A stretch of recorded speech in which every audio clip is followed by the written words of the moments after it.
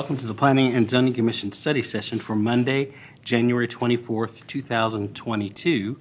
I'd like to thank all the commissioners for your service this evening. We'll jump right into the agenda item, study session item A1, discuss regular agenda items. That bumps us over to D1. I need to set the stage for this. There may be a crowd tonight. We have the city attorney here, as you see. They're not normally here. There will be a police officer in the chamber. Oh, my gosh. It's mostly for Forgot my vest. We will be using, but hey, I'm You just don't know? being honest and transparent. We will be using the timer, the 3-minute timer tonight. I just would like to encourage all of the commissioners to let the speakers speak. And our city attorney recommends that we really don't engage or ask questions. They're here to state their case, and I know we've been in situations before where they start asking questions of us or the city or whatever, and that's really not the time or place to do that. They've had time. In fact, many have contacted Sarupa in advance of this meeting. And then just one final reminder, remember that we are part of the process, and whatever we decide is not the final decision because it does go to city council. And so obviously city council looks at our recommendation, but they can do whatever they want to based on their direction and their knowledge. And so that's just setting the stage. Kevin, did I say anything that I shouldn't have said? No, and let me just clarify one thing, Mr. Chairman. If you have a question, if somebody says something and you feel you need to better understand what they mean, you need to ask them a question to clarify something one of the speakers has said. Feel free to ask that question to clarify, but I strongly urge you, and this is true of any public hearing, big, small, whatever, I would suggest, that you not just start getting engaged in a debate and start, expressing your opinions regarding the case with a member of the public. The time for that is after the public hearing's over and you're debating amongst yourselves, the merits of the case, how you feel they are one way or the other. So don't start getting into debate with, members of the public. If they start getting accusatory, if they start, saying derogatory things, then it's up to the chair to start, to take hold and control the meeting as he's charged with doing as chairman.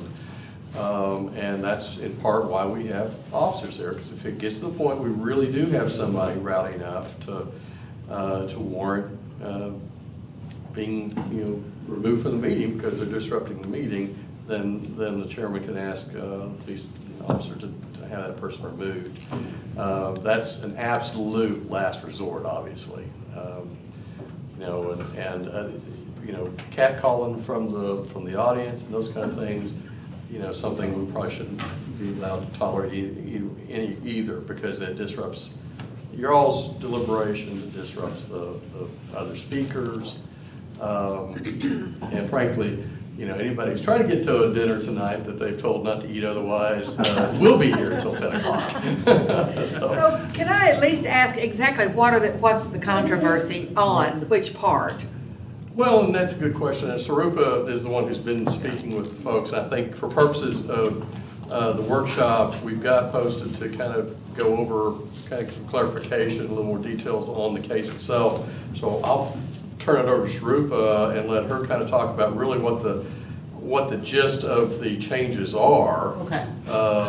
Because with the exception of really one area, 2 areas in the ordinance, it's largely cleanup based on where we were when the original ordinance was passed in 2017 versus where we are now with some of the changes, and now with many of the subdivisions having been platted and on the ground, there's some tweaking that need to be done just to kind of get them all to line up with the facts on the ground. Okay. Beyond that, there's some other, obviously there's a couple of substantive changes that Shrupa can go over with you. That's what I was wondering. Yeah, thank you. Thank you, Kevin. Thank you, Chairman Moore. So in a nutshell, let me give you a very quick summary or synopsis of what we are looking at, and especially in particular, the item D1. That's the item that we have had received letters and phone calls on. In a nutshell, this property, it's a two-step amendment, if you will. Because the first step, if you read the caption, is that 8.67 acre property, which is address 1820 Whittington Place, is being rezoned from PD Plan Development 88 to PD 99, because right now it's zoned PD 88. So that's the first part of the case. The second part is simultaneously amending PD 99, because as soon as we attach this new piece of property to PD 99, we have to make not only some cleanup, as Kevin mentioned, to PD 99 based on what has happened so far, but also to accommodate this townhome development, which is some street sections that weren't there that are being added. The land use square footages, or not square footages, acreages, there is a land use acreage table that is being cleaned up. The amphitheater, to give you a bit of a background on the amphitheater, this property was originally slated to become an amphitheater slash or plus helipad, which current zoning required them to get not only rezoned to urban center, and then get a specific use permit for indoor commercial amusement for amphitheater, and do another zoning change for helipad because helipad wasn't listed. So this process overall started, I would say, like predates me, 2019. Kevin, correct me if I'm wrong, just for this particular site. The applicant had submitted amphitheater request or application to the city in 2019 and then 2020, I believe, and it was withdrawn based on city council direction. And I would encourage, I would probably even bring it up tonight at the public hearing or tonight downstairs, is to get a better understanding of why we pivoted from that direction, the original direction. Feel free to go back and watch the January 19th of last year, the City Council study session meeting. The item was A5, which was a discussion, an update item on Mercer Crossing Amphitheater case, particularly this site. So at that time, quite a few residents, what I have heard, and again, I don't have direct copies of the letters or communication, but what we were directed by council is their constituents reached out to council members, informing the Mercer Crossing neighborhood people that they do not support the amphitheater use because they felt it would increase traffic, noise, the usual items that would be associated with the indoor amusement, commercial amusement type of a land use. Increased traffic, increased noise, increased crime. No parking. Lack of parking. So all of these items they brought up to their council members, and then council members brought that back to us and the developer at the January meeting and directed that we should work with the applicant, see what else can work on that site. And given the realities on the ground is most of the Mercer Crossing was residential, and that pocket, people preferred more, something that is more compatible, which is both residential and also providing more open space. So you will see another key item with this application is the applicant has worked with the city to dedicate more parkland, which would be a city park. Originally, the plan was to just have a HOA open space on facing Chartwell. But now besides that HOA open space, they're also proposing a longer strip of parkland dedication towards the southern edge of the property. So going back to Commissioner Bartle, your question that what is the confusion or conflict, since we sent notices out, which of course were quite a few, given the whole PD and the amendment, we started getting phone calls and written correspondence saying, we do not like this townhomes rezoning, we want the amphitheater, or we want it to be all open space. So that's where the conflict Okay. right now stands. Okay, so we do have written responses. Yes, and Okay. actually I am gonna update that because we didn't get them on time when the staff report was going out. Yeah. But, we didn't see it. Well, at least the because none controversy, of nobody them- replied. Yeah, none of them came back by Friday. So what you will see is in the summary of mail notices, we switched that out in the packet when we printed the packets for you. And there are 8 property rows that are highlighted, or not highlighted, the columns are, the rows are gray. So those 8 within the PD 99 notification area were opposed to the request. There were 2 in favor of the request. There were additional opposition letters received, but they were all within the Kensington neighborhood or PD 100, Kensington. which is not within the PD 99 notification area. So that was a bit of a confusion, I believe, on their side too. So no one opposed the second public hearing item, which is just a amendment to allow the board-on-board fence, which is PD 100, but you can understand some of the same people got 2 notices, and some of them got a notice for just the PD 100 because they are the second item. But if they send us a letter back and we verify the addresses, if they don't fall within the PD 99, we still acknowledge and save those responses, but they don't count towards the PD 99 opposition. Did you say some people still want the amphitheater and some want open space? At this point, what I have heard so far is that no one wants townhome. I mean, those are, I'm just saying, wanting an amphitheater and wanting open space are like 2 completely opposite things. Like Right, they're- so last time in 2019, or 2021, I'm sorry, 2019, the request was, we do not want amphitheater. We want something that is more compatible. They did not come out and say townhome, I'm assuming, but they was request for more open space and not amphitheater, for sure. And then now the switch is kind of back, that, okay, now we were told that it would be amphitheater. I mean, the person I spoke to over the phone was like, we were always told it would be amphitheater. So I did discuss with my predecessor because I wanted to get the full history, and her perception was also that there were some group of people who never wanted the amphitheater. There are some group of people who liked the amphitheater, because even right now there were 2 that are in support. And there are a third group of people who probably just want the land to stay vacant or open space, which is really not something feasible from a property rights standpoint. They're getting 4 acres though. Yes, yes. So They are they're getting more open space. Future open space for a park.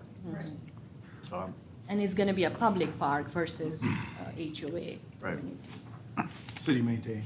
City maintained. do they know that? I'm sorry, I know I stepped out, but did the developer do some kind of public engagement with the residents I and tell them, don't hey, believe this is? so. I believe it was mostly discussed between the developer and the city itself, but I don't know whether they did any. I think there was a town hall meeting, for the Later. residents on the west side, and I think it was shared that there would be approximately 5 acres of that land contributed to the city for public use, and it would be city maintained, not HOA maintained. It would be maintained to city standards, and we would be responsible for maintenance. So I don't know how many people were part of that, but there was some level of public discussion about that. That's quite a bit, 5 acres. Is that- And that's Is it. that of the From 8 from acres we're talking developer about? standpoint, Right. there's not a scenario where we're not going to develop the property. It's expensive property. It was It going says to be an 0.78 amphitheater, acres is but it what was I was going to be reading. a for-profit amphitheater. It's going to have concerts, hence the helipad. And I think as the residents probably started realizing what that would mean, like, oh, the first thing was said, well, we want so many free days at the amphitheater. We would like some ability to have it at no charge for some kind of a community neighborhood concert or something. And the developer agreed to 17 days, 15 days but a no year that they weekends. would let the residents use it. I think as they started thinking about, gosh, there could be over 2,000 people here, and I don't want to speak for them, but that was kind of the sentiment that we heard at council, is there's going to be a lot of people coming that aren't from here. It's not going to be a nice little walkable park. It's going to be fairly large.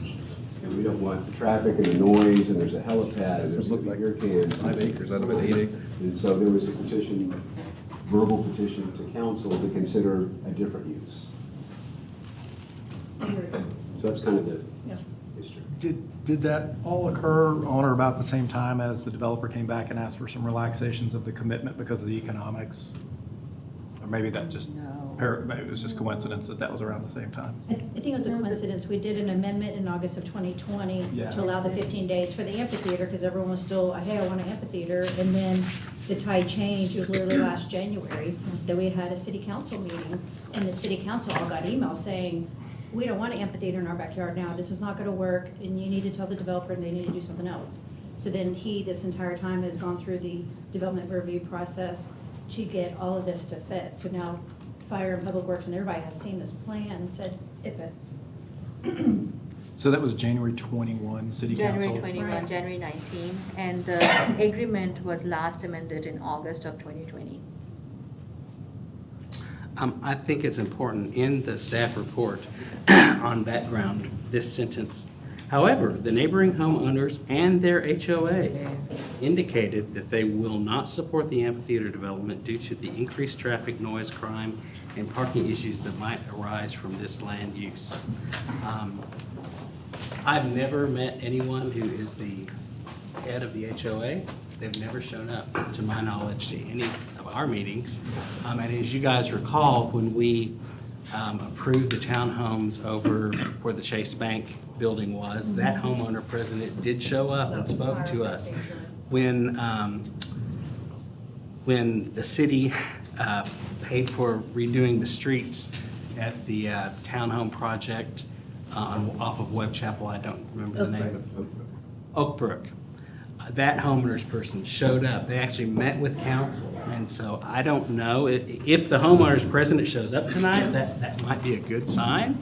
But if they don't, and it's, 5 or 25 or 200 random citizens, then that, to me, is a bit of a concern. I was told, as we've worked through this before, that if there was an amphitheater, the homeowners association was going to manage the amphitheater. So I don't know if you guys have a lot of experience with homeowners associations. They do an okay job with the landscape, and maybe the outside of the facade of buildings, maintaining a color palette. But managing an amphitheater is a completely different Yeah, these are amateurs, thing. these are homeowners. And so I think I'm planning on asking Michael Beatty tonight, who's with CADG Mercer Crossing, is that still the plan if it's an amphitheater? Because to me, that's really important, is if Mercer builds this, we have a history of sometimes building things that sit dormant and no one uses them, like the amphitheater at the library, for example. That was city-owned. This one, we're saying that a homeowners association is going to run it. And to me, that's just, I don't know. I don't know that there's a plan beyond the architect and the developer putting this on a piece of paper with a helipad and said, wouldn't that be cool? What the hell has this But, weird? Yeah. David, I think the developer in this case runs the HOA. Well, they At do the present until they're time. finished building. Yeah. And then they hand it over to the HOA, is my understanding. So runs, they're not paying the fees, I don't think, the homeowners are paying the fees. So No, I agree that, but they're the ones operating it and keeping it going. Maybe, I think we should ask him. Is that the case? The original agreement had Centurion owning and operating the amphitheater, and over time, I think the residents said, hey, can we have 15 days, and we can this and that. And then as the tide started to change to residential, I think all the requests of should we own it and operate it. But it's still at this point, if you had to flip it, the original agreement has the developer operating it, building it, and monetizing it, more importantly, because they can't just build it and then hand the keys over. They've got to do their return on investment. So that's why they had to own and operate. So even after Someone's got the- to sell the concerts. Oh, I You have agree. HOAs. So after they hand over the HOA to the residents, they still were gonna operate? I don't think they're ever gonna hand over an amphitheater to the residents, but I think the residents might have, But the that developer, might have been circling around for quite a while. If the developer is running the HOA and we have in our report that the HOA is not in support of the amphitheater, is that actually the developer or is that the residents? It's how many are built, I and think then it triggers. 3D99 is pretty much, and Daniel can probably give us a better estimate on how many permits have already been issued. I don't think the HOA. Are the officers of the HOA, are they actually residents? No. That's where I was going. So This they're, time. So I will say as an HOA member that came on as a new resident that inherited from the developer, that's a bad plan. And we barely could maintain the landscaping and the common areas and get all the residents on one page. God forbid that we'd had to operate some kind of business and turn a profit or at least cover our costs. There's no way. And the owners buying these houses probably have no idea, because nobody reads the CCNRs when they buy it, even though they're supposed to, provided this is even in the CCNRs that you're going to be responsible for operating an amphitheater. Yeah, I don't think they were ever responsible. Well, I think they were never That's not a problem. responsible for it. It was like saying that it's not. So the supported. HOA It's been meetings actually that representative of city always It's a presents, or is it or there are developer? some- That's what I'm saying, like, is It's the called HOA already the Essex. resident? Yeah. HOA, and they're It's an not. actual And if company it's that not, then- maintains the HOA. Why does Once it you get say to a amount anything of about permits, the then it HOA's shifts over position? completely then, Right. and it's a transaction. But it just hasn't gotten to that point yet. Right. It's my understanding We're already that out of Essex this, is right? gonna Didn't we stay already maintaining say it, there's it's no just gonna amphitheater? be, the developer's gonna cut it back out, is what I Yeah. thought. It's zoned. Once you get to a certain amount of permits. It's zoned Still as gonna be a a- I management guess I have a company, question. which is So Essex. all the HOA meetings that has been happening on the west side, so were those meetings primarily done by CADG? No, I think they were done by the residents. I think they were having, So- I'm sure CAD or whoever manages the HOA, there's a professional company that manages it until there's enough, I guess, residents to Yeah. justify the Because, you know, board like- switching. Because we So were I used would to think go to the HOA. company ran the HOA meetings. I think there's been some town hall meetings that were District 1, maybe West Side town hall meetings. Yeah, not citywide. Correct. No, not city run, but it was stated as like a HOA meeting. I think there's probably a town hall meeting and there's probably HOA meetings. And never at any point were we there, because it's not really a city-run initiative. Sorry, Dave, I just kind of threw a No, grenade. no problem. I was just trying to get some clarity there in terms of. Yeah, like, and I think. Who's actually. Great running discussion, the and so we need to HOA. ask, Right. we need to ask Michael Beatty, you know, yeah, who's on I think first. Essex is still managing it, but they're not gonna always Yeah. be the decision makers. So I don't know when that tipping point is. That's an important question. And I think, to me, this case is just like many of the others that come to us. What we're supposed to be deciding is, you know, the highest and best use of the plot. You know, obviously, I don't know how many townhomes are on here, 50 or whatever it is. How many? 69. 69, you know, from a tax standpoint for the city is probably gonna be much more advantageous than even if the amphitheater is monetized. I mean, I don't know that, but, That's true. but I would think that that would be the case. But nevertheless, so I think that's what we've got to keep in mind is we're trying to, you know, make a recommendation to council of what we think is the highest and best use of the land. Of course, the citizens are going to come perhaps and state their case of whatever they believe today, which was evidently different a year or two ago. And obviously, this thing's been going on now for 5 years, and it's got a lot of moving parts, like the jigsaw puzzle you worked on over the holidays. Still working on. And so really, the amphitheater versus the townhome is the crux of the issue.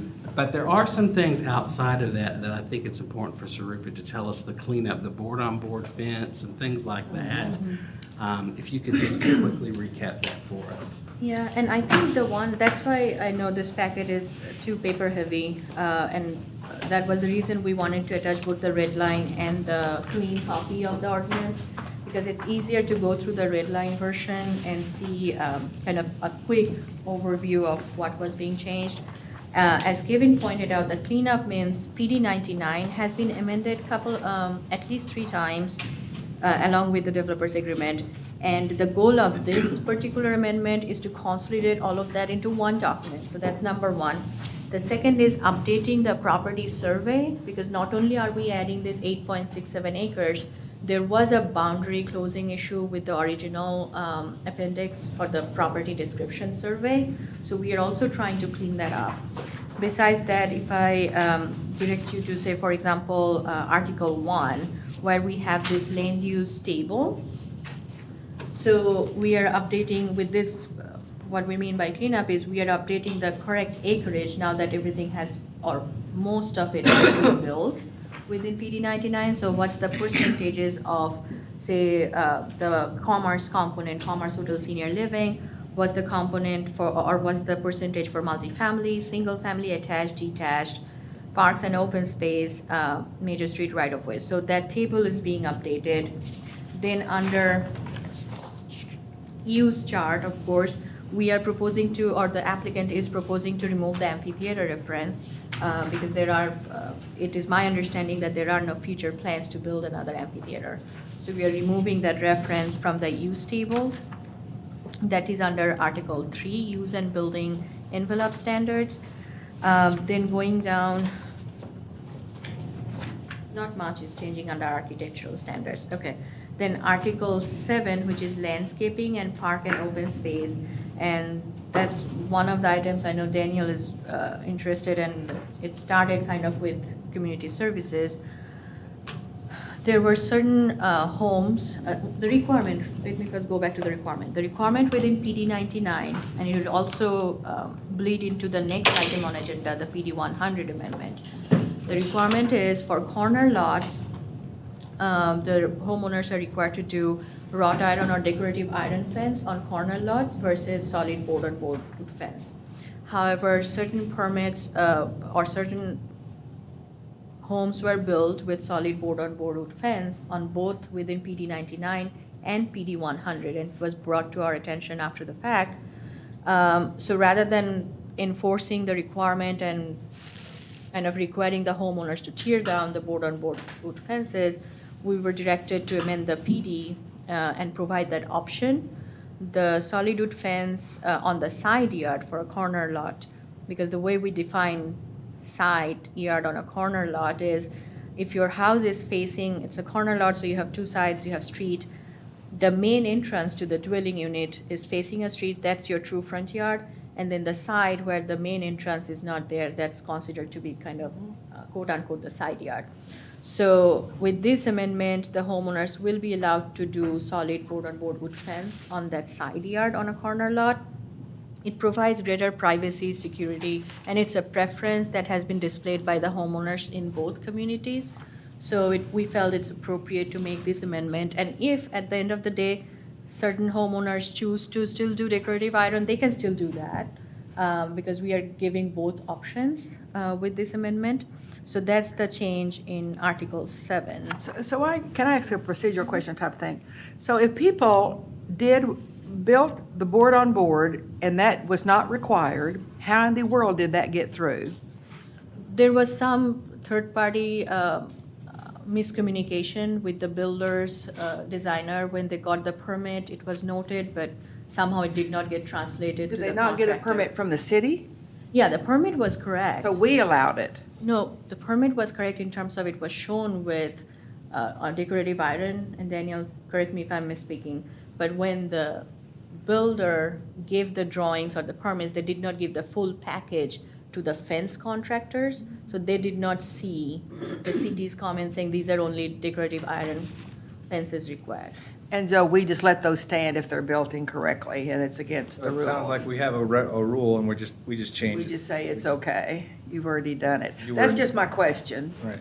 but I'm gonna You said you were complain, instructed maybe. to make this change? You said you got direction to change it? So you want Mr. Land to answer Yeah, I that? will say that, so the opposite side of that, there was a miss. So internally, we have a third-party group that does inspections because there is such a gigantic volume, we don't have the staff to do it. To keep the projects on board, we outsource this to Veritas, and they do the inspections. The contractors are building these in volume, they're building house fences go up, and the contractors did not get the full packet that said the corners have to be ornamental, and our third-party inspector said, yeah, these all look great. We discovered it and said, uh-oh.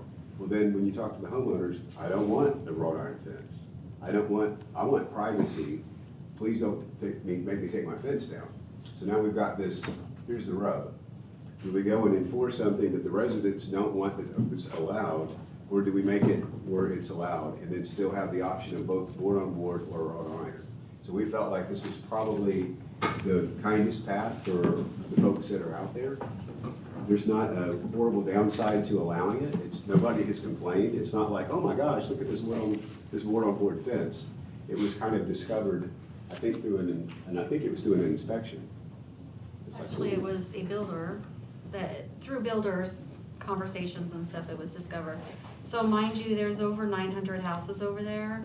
There's less than 30 of them that were, at my count was last year sometime, there was about 26 lots that we discovered that were built incorrectly. And this is what kind of prompted us to look into, what do we do now? You know, do we make these people tear them down and start over, or, you know, how do we deal with that? And I've had many discussions with lots of builders and homeowners calling and complaining about how they have small children. Why can't they have privacy?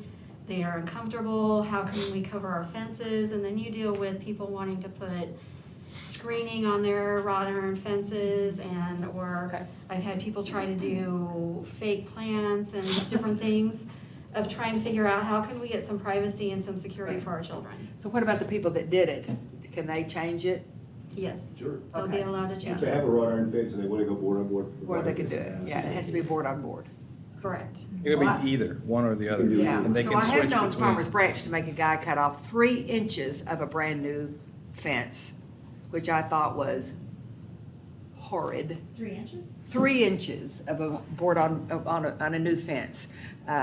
Anyway, not even gonna go to that part, but so that's a good decision, I guess, so just a I question. will tell you, this one, this one's on me, this is, I think our marching orders were to go forward and enforce this, and I try to put myself in the shoes of a resident, and if I was allowed to do this, and this is what my preference was, and then the city came to me, I would say, if you take it down, you pay for it. And I don't want that. And if we heard from residents like, oh man, we can have a wrought iron fence, I'd love that, that'd be one thing. We did not hear that. We heard, this is the fence that I For want. yeah, I'm sure around here that's It's the not case, perfect, yeah. but this is how the sausage gets made sometimes. Well, then we get to, make the ruling on if they're leaning too much in a few years, so That's right. hopefully we'll hold to that rule. Right. Okay. And no fake plants, so you don't have to worry about that. So John, presumably though, I guess there was some action where before somebody becomes a resident, that's addressed with the builder that submitted the plans and didn't communicate properly to the subs, there's better enforcement earlier in the process. Not that the fence is the wrong thing to do, but just Yeah. things that matter more, like if we put it in there and somebody misses it and puts the Correct, wrong yeah. landscaping in, let's say. Then continuing on to the Article 7, street standards. So we are adding the new cross-sections that are going to be applicable for the townhome project. Towards the very end, sub-item 9, you'll see the street and alley cross-sections for the townhome project that are being proposed to be added. You said this is a red line? I thought there were, I had attached both, they We didn't, had a red line in it. yeah. That probably, Seeing the red lines. Maybe it's just my I'm looking at the pack. red line on my, and they're not red line. there are no red lines? I just thought it was in there twice, so I wondered. I went back and tried to select it, and maybe. I can pull it up on the computer. It's just a little hard to follow, I mean, because it's Right. big document, but it's fine. I mean, Yeah, I get the gist of what you're saying. Yeah, I do too. The red It's- line and the clean copy. Yeah, there's red lines, it's, for some reason, Does it print out like it might? Print. it's the same document twice. Maybe just when you put it in the packet, it probably didn't retain the red lines. Okay. Before I go downstairs, I'll pull it, or I'll copy it in the podium PC for you. I'll pull up the Z drive here. Thank you, I appreciate it. No worries. Okay, where was I?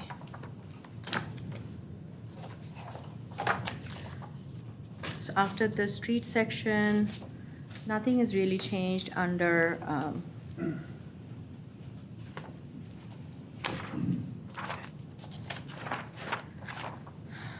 so the administration, the only change I believe is related to the amphitheater construction.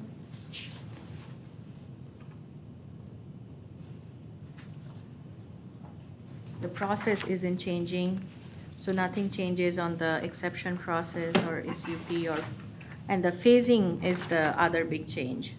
Because there are certain phasing requirements that were part of the original document, and we have removed the items that has been complete. Like, for example, the amenity center has been constructed, so that has been removed. There was a trail or a sidewalk or a hike and bike trail that was supposed to be constructed on Whittington, along Whittington Place, that's complete, so that's removed. All the deadlines have been updated to reflect the current situation, which is, for example, the 3 buildings on Boardwalk, the deadlines were within 1 year of the building permit issuance, so we have updated those deadlines based on building permit issuance dates. Same for the office building. And as we have been communicating with the applicant, they are going to meet those deadlines that has been indicated to us. So that was the other more substantive change in the ordinance. On the appendix, some of the exhibits have been added and changed. Of course, we have added the survey for the amphitheater tract for this ordinance towards the very beginning. And then some of these sections have been added, like the townhome layouts or the configuration for the new townhome project.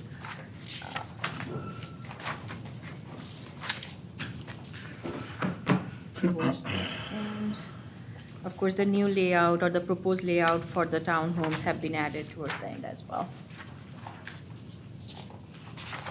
Great. I have a question, another question about PD 99. I just noticed on the where it says solar panels are only permitted on the roof plane opposite the street frontage. Is that a common thing in Farmers Branch? Is that to this PD, you don't want to see solar panels from the street?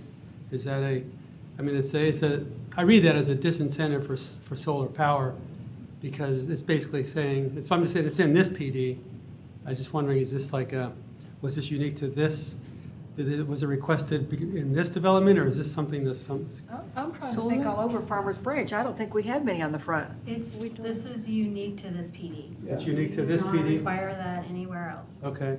And why is it in this one and not others? What was it? It's a design preference, which we have seen in other cities too, or other communities where there is a strong HOA.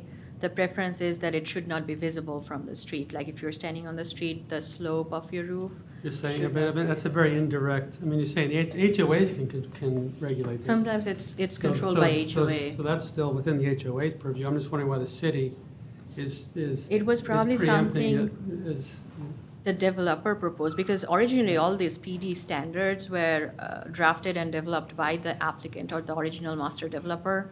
So it probably was their design preference. Okay. Everything was their design book, really. The pattern book was from them. This will work for the time being when there's not huge trees. It wouldn't work for the infill because solar works depending on, luckily in Texas, we get a lot more sun. But a lot of the properties with their trees, if you don't get the solar panels just right, they're not gonna generate. So it works over there until someday they get massive trees, then it might become a problem. Right, well, I mean, that's something that the homeowners can think about. And typically, I mean, you want them on the south-facing roof. And so I just, when I see a specific disincentive placed into an ordinance and taking it out of the HOA's hands, then that kind of raises a red flag for me, why not just leave it up to the residents? Yeah, we should probably stay out of disenfranchising half of those people. Let the HOA do that. Anyway. Okay, I kind of jumped around, and I apologize. I did not read this case, so I'm going to read the case, because I think I'm supposed to do that. Conduct a public hearing and consider the request to rezone approximately 8.67 acre property located at 1820 Whittington Place from Plan Development District Number 88 to Plan Development District Number 99 to allow for single-family attached townhome development, and amend Plan Development 99 approximately 247.4 acres located generally on the south side of Bellevue Lane, east and west of Luna Road, and approximately 19.5 acres located on the south side of LBJ Freeway, approximately 1,070 feet east of Luna Road, including but not limited to Article 1. Components of development regulations for PD 99 Mercer Crossing West PD, Article 3. Use and building envelope standards, Article 6. Landscaping and park open space standards, Article 7. Street standards, Article 8. Administration, and Article 10. Appendices as it relates to a new single-family attached townhome development and amending development performance standards and uses within PD 99 and take appropriate action. Any more discussion on this? One quick question. Of the 8.67, there was some mention of open space. What's the quantity of that open space? I don't have the exact number and I look for it, but we can ask that question to the developer because I don't have an exact survey of the parkland dedication, right? Are you talking about the land that is being dedicated? It's 8.67 acres, and there's some reference later to about 0.78 acres of open space or something. But then I heard a conversation earlier about a 5-acre park or something. It's all this, it's all this. So it's just spread out. So It calls out the limits of the park if you look at So the boundary. 8.67 is the whole project, including the townhome and the open space. So there are 2 open spaces that are identified. One is the HOA open space, which is probably the 0.76 acre number you saw. And then the city park dedication portion at the south, Okay. that's the one, I don't have an exact acreage number. But we also have to note that there is a valued improvement authority, I call it easement or land area that is also, I believe, gonna become part of the city open space or bigger park. There's not gonna be any improvements on it, but it would be a natural open space. It's not planted, it's just open. No, this portion that is, and actually I have the presentation open. I received see another parking, it looks like, in the exhibit. middle of the green. See this boundary line right here? Yeah, but this isn't open. This isn't, Down on this side, it's the slope easement. oh, so they're pulling in from here for parking. Okay, got it, got it. Sorry. Look at this, right Yeah. there, tell us good water. So open space just goes to the So lake. this That's exhibit, fine, but there was one that showed all kinds of courts. so this exhibit, we received letter from the They've got applicant. a walking trail down through. Oh, okay, that's much better, This is much the, better. this is the HOA maintained, and again, none of these are kind of penciled in yet. It's more of artist rendering. But what we are talking about, the city dedication portion, see this dotted line, that's the land that is gonna be dedicated by the developers to the city. Whereas this southern portion, that's already a valued improvement authority easement area or their drainage easement area. So if you add them together, it would probably be a larger acreage versus what is technically being dedicated. The improvements are all gonna be made by the city because it's gonna be a city park. This parking lot that you see, that's gonna be built by the developer, as well as the site will be graded and utility stub outs will be done by the developer for irrigation as well as electric. But other than that, any other park improvement will be done by the city. Thank you. All right. We're going to move on to D2, conduct a public hearing and consider the request to amend Plan Development District Number 100 zoning district, approximately 54.5 acres located generally on the south side of Valley View Lane between Chartville Crest and Hutton Drive and north of Whittington Place, including but not limited to amending Article 6 landscaping and park open space standards as it relates to fencing requirements on corner lots within PD 100 and take appropriate action. So this is basically the same thing we just talked about, except it's going, one neighborhood over for PD 100. Yeah, and this one is way more simpler than what we are doing with PD 99. This one is only for the fence amendment and affecting Kensington neighborhood. So we are allowing the board-on-board fence besides the wrought iron. Super. All right, still in the regular meeting, C1, consider approval of the attendance matrix for the Planning and Zoning Commission as presented and take appropriate action. Any questions, comments, concerns about the attendance matrix? Looked awfully sparse compared to what we were looking at. Seeing none, item C2, consider approval of the January 10th, 2022 Planning and Zoning Commission minutes and take appropriate action. Any misspelled names or? So I sent an email to Brian. It had me as present and absent, and I was absent. On the attendance matrix? No, on the minutes. Oh, okay, No, the attendance matrix was correct. I was an Okay. excused absence, but okay, he said he would have that corrected for the copy Okay. that you signed. super. Chairman Moore, sorry, one more follow-up, if I may indulge me here for a second. Back to this townhome thing. Yes. So I know that when we had the Chase Townhomes come to us a month back, a couple months back, we encouraged like diversity in elevations. Right now, like just based on looking at this rendering and based on what's been built out there to date, seems like it's kind of just copy paste as you go through. More the same. So I'm just bringing it up now since we held the other developer to a higher standard. I don't know if this would be the appropriate time to do the same. Because we have so many different buildings, right? Or you mean within the same building?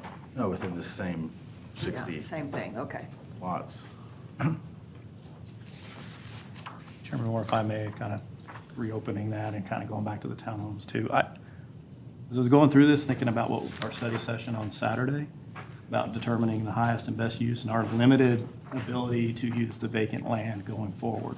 I know there's a RFP out, we're not redoing the CZO yet, but if we change a whole PD to allow this, does that give us less control than if we just said, hey, let's look at the townhomes on this and do a SUP for that application?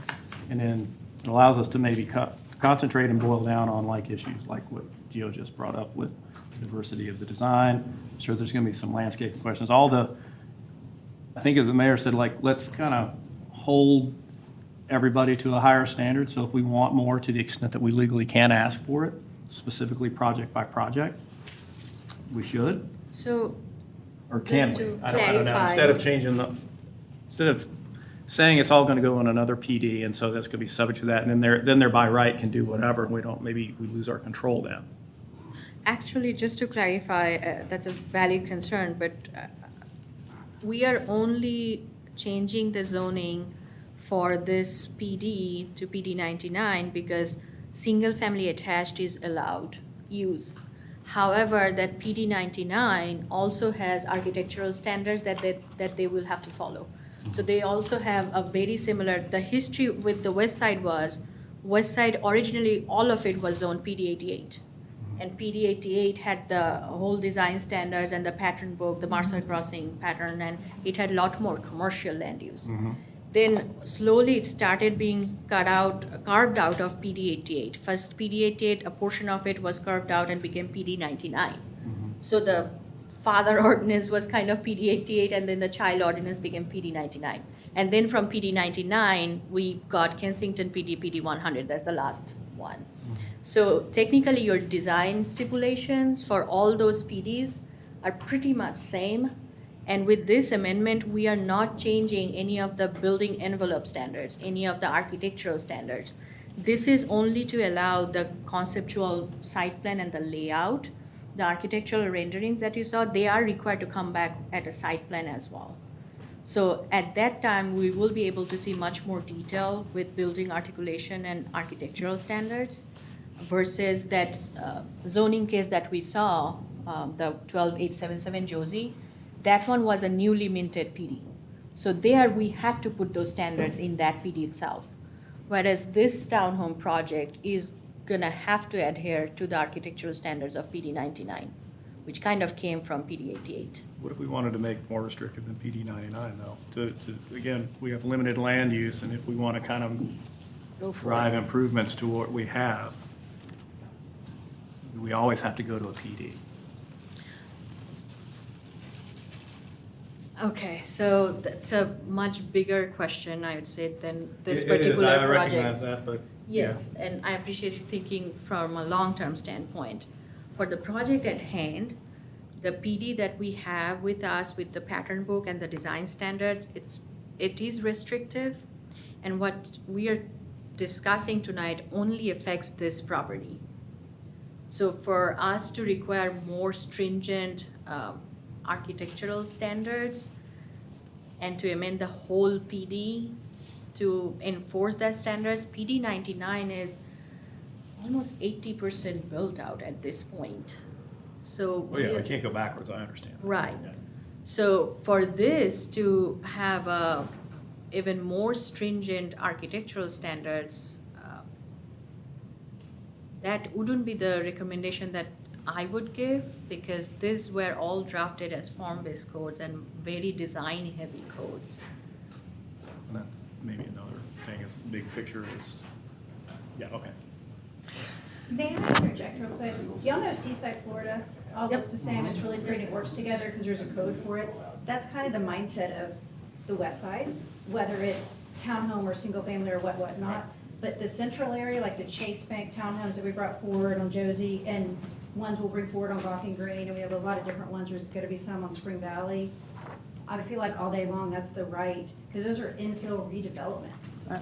And they're backing up to commercial, and they're backing up to all these things, and we need input for developers. And so I feel like West Side's kind of baked in for a reason, but I understand the idea. And actually, like, just to pick out from the standard itself, like, if we look at Chapter 4 or Article 4 architectural standards, I'm just going to read out few.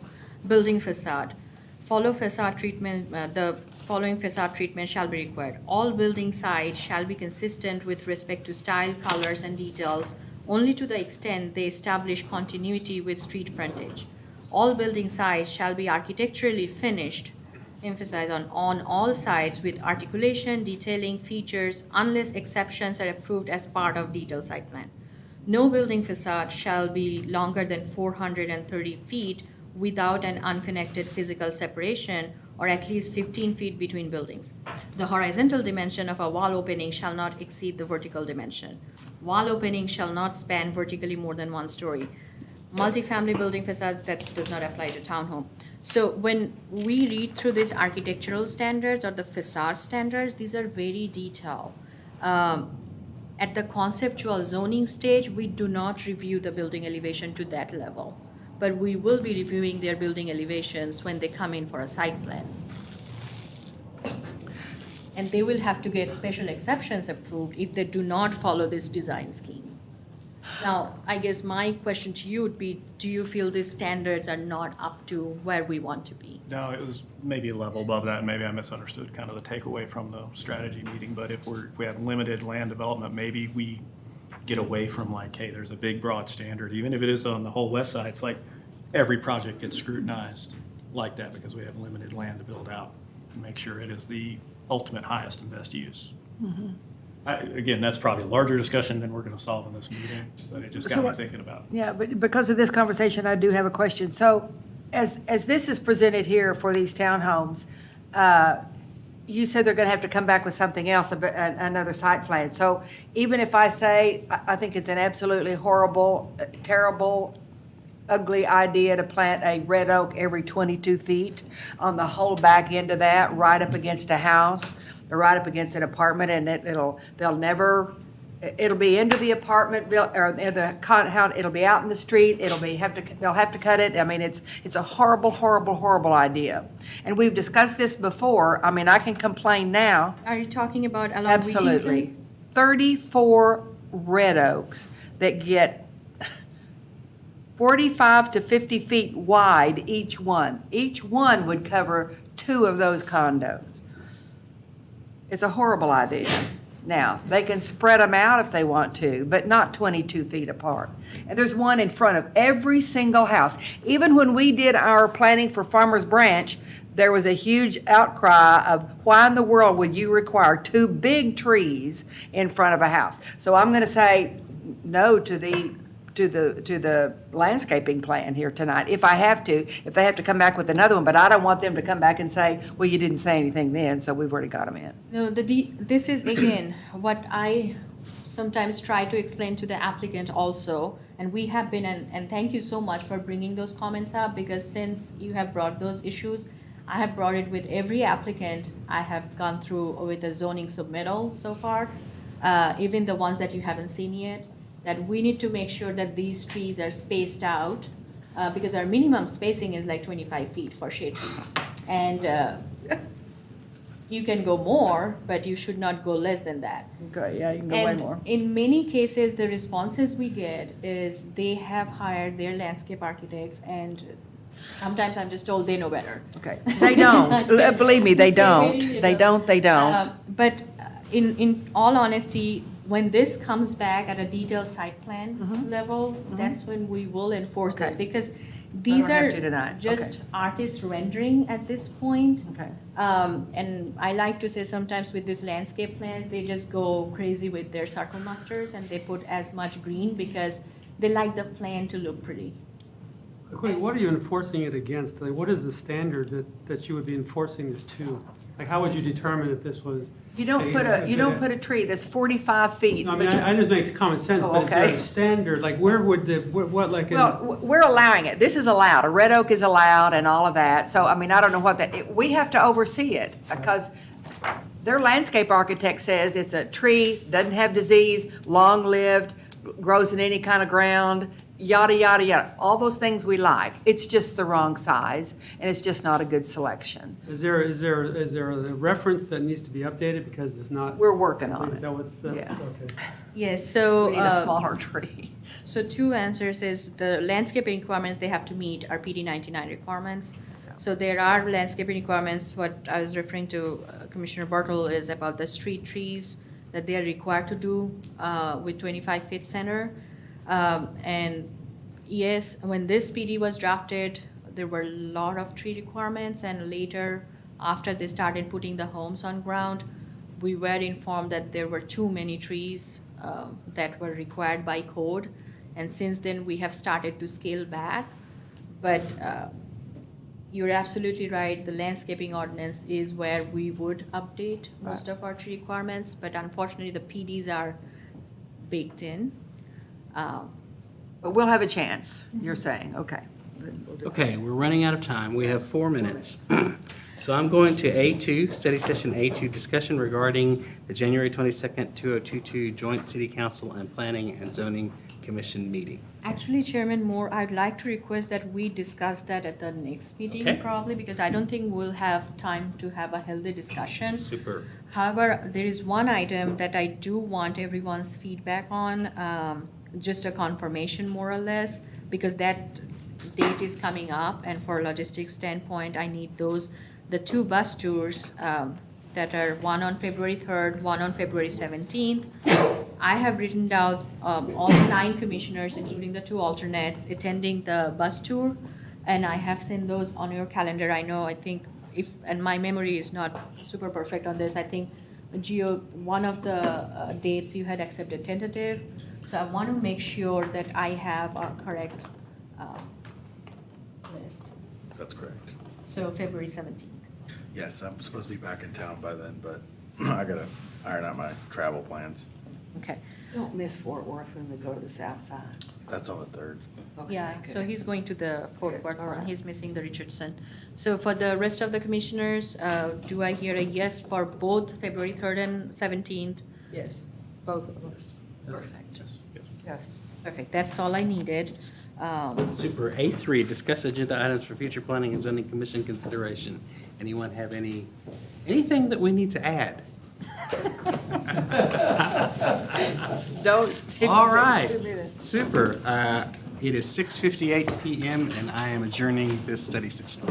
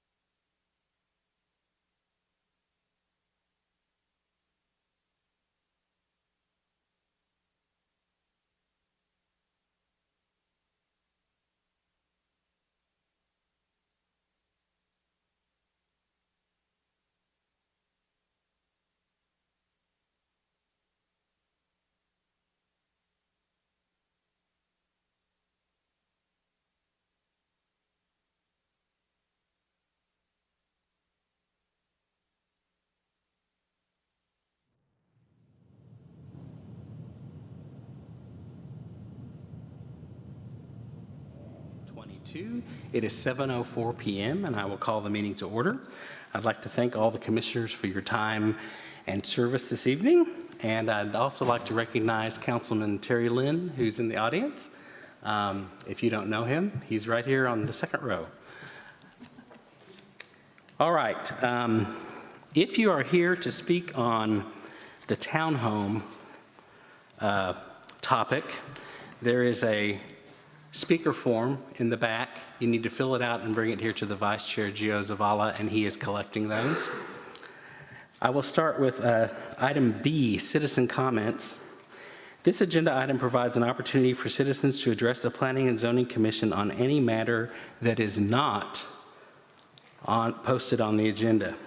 Anyone wishing to address the commission should complete a citizen comments registration form and submit it to the chairman prior to the start of the meeting. There's a 3-minute time limit for each citizen to speak, with a reasonable limitation on speakers on one topic or item, with a maximum of 15 total minutes on the same topic item. Anyone wishing to speak shall be courteous and cordial. The Planning and Zoning Commission is not permitted to take action on any subject raised by a speaker during citizen comments. However, the Planning and Zoning Commission may have the item placed on a future agenda for action, refer the item to the Director of Planning for further study or action, briefly state existing city policy, or provide a brief statement of factual information in response to the inquiry. So just as a reminder, this item is for things that are not posted on the agenda. Is there anyone who would like to speak on something that's not posted on the agenda? Seeing none, we'll move on to our regular agenda items. Item C1, consider approval of the attendance matrix for the Planning and Zoning Commission and as presented, and take appropriate action. As stated in the City of Farmers Branch Ethics Handbook for elected officials and advisory board members, all appointed members should make every effort to attend regularly scheduled meetings. Per ordinance number 3563 adopted April 2nd, 2019, any person appointed by the City Council to a board or commission as either a regular member or alternate member shall be automatically considered for removal by the City Council after such person has been absent from 2 regular or special meetings of the board or commission to which the person is appointed during any period of 12 consecutive months, which absences have not been excused by affirmative vote of the board or commission to which the person is appointed. A comprehensive attendance matrix has been developed to keep record of these excused and unexcused absences. Commissioners, I'll entertain a motion. I move we accept the attendance matrix as presented. I have a motion from Commissioner Brittle. Second? I second. Second from Pat. All in favor? It is unanimous. Item number C2, consider approval of the January 10th, 2022 Planning and Zoning Commission minutes and take appropriate action. Staff recommends approval of the minutes of the January 10th, 2022 meeting. Commissioners, I'll entertain a motion. Commissioner Moore, I need to abstain from this since I was not present at the January 10th meeting. Thank you. I would like to clarify, although I was not present, I have viewed the recording and will be voting. All right, thank you. So I'll entertain a motion. I move we accept the minutes as presented. I have a motion from Commissioner Brittle. Second? I'll second. Second from Commissioner Petraza. All in favor? It is unanimous. With one abstention, if that could be in the record.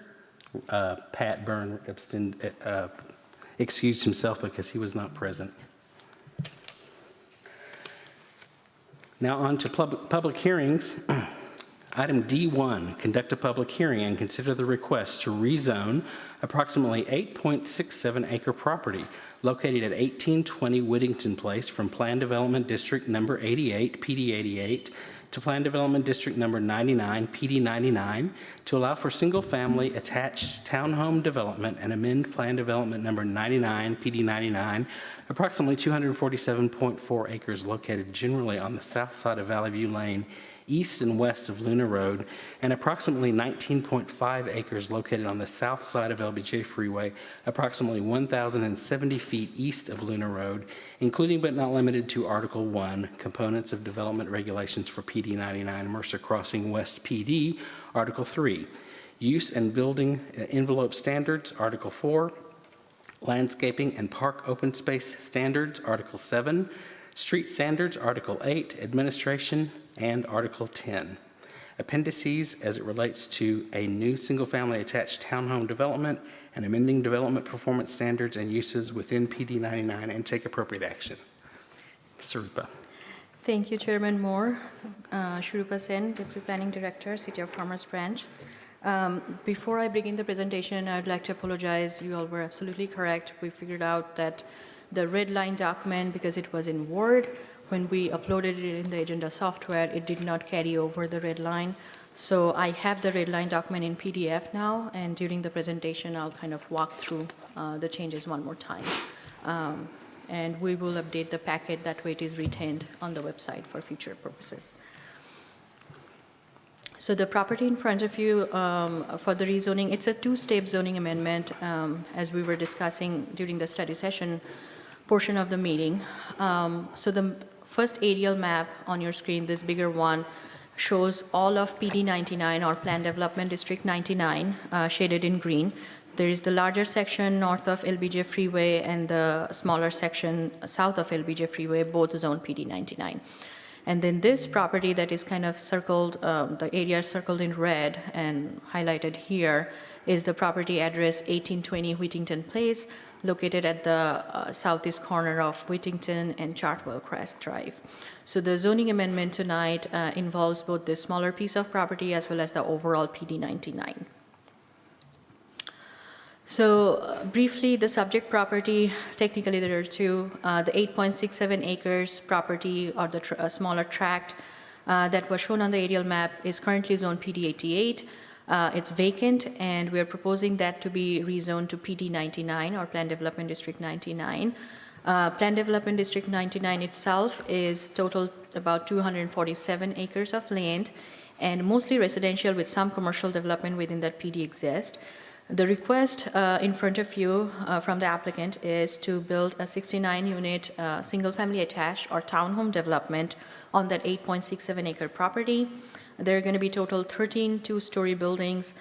Each unit will have 2-car attached garage and 20-foot minimum driveways. There will be some on-street parking. And the PD 99 amendment, the overall is to allow the townhome development, combine all the amending ordinances into one comprehensive document, and there are some other, besides the board-on-board wood fence, some other minor amendments that I'll go through with you via the document. This snapshot on your screen is a typical lot layout for the proposed townhome project. It's mostly 22 by 65 feet size lot, except the corner lots. And these are the proposed driveways. So this is a typical street access townhome lot, this graphic on your screen. So this is the conceptual site plan proposed for this project. This is Whittington, if you can follow my cursor on your screen. This is Whittington Place, that's Chartwell Crest. So there are total 13 townhome buildings, most of which are 5-unit each. There are some buildings like this one is a larger one, and same for this building, which is 6-unit attached.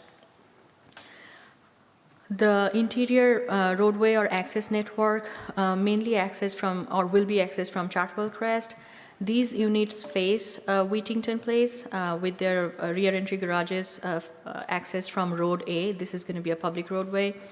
This interior alley provides access to the block D and these block of townhomes. Most of the townhomes proposed are going to be either facing a public open space or a public street. With this project, on the right-hand side of your screen is the proposed conceptual landscape plan. It's beautifully landscaped or proposed to be beautifully landscaped with street trees as well as common open space areas. This green space, which is labeled as lot 11X, is going to be a HOA common space lot or common open space maintained by the homeowners association. The applicant has agreed to dedicate a further park open space to the city, which the limits of dedication, if you can see on this screen, if you follow the cursor, that's the dotted line. That's the additional land the developer is dedicating to the city to be in future a city park.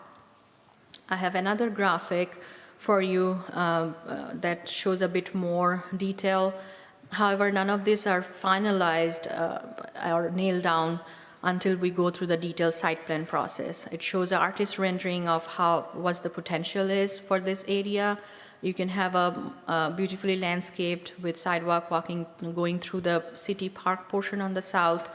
The developer will be building this parking lot, this small parking lot for public use, as well as all the internal trail and sidewalk network connecting to the overall Mercer Crossing trail and sidewalk network that is existing on Whittington Place as well as Chartwell Crest. This is the lake, so these units will have some natural open space as well as the lake view.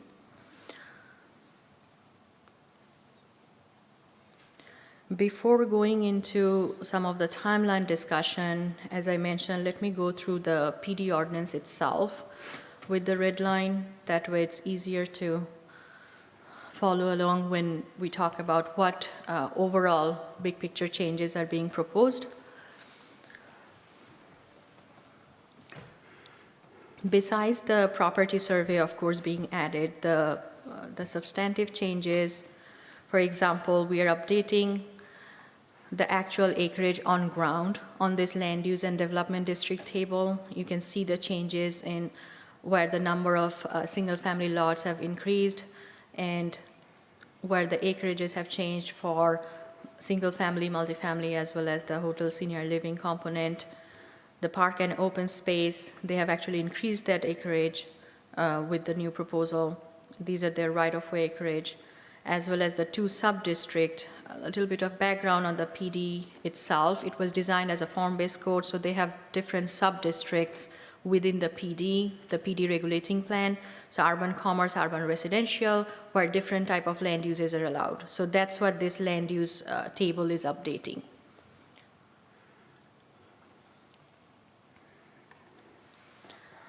Then moving on to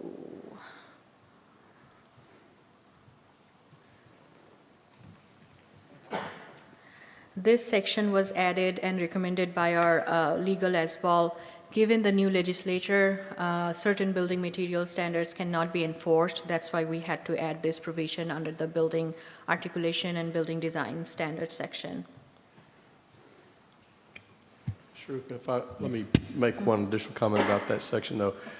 Though we've added these sections, it should be noted that the current development agreement with the developer for this entire development does require many of the masonry standards that were originally required prior to the adoption of the prohibition of state law. That came with the initial amendment to the development agreement. So even though we can't enforce it through the ordinance necessarily right now, we are enforcing it through the development agreement. So just so you're aware of that. Thank you, Kevin.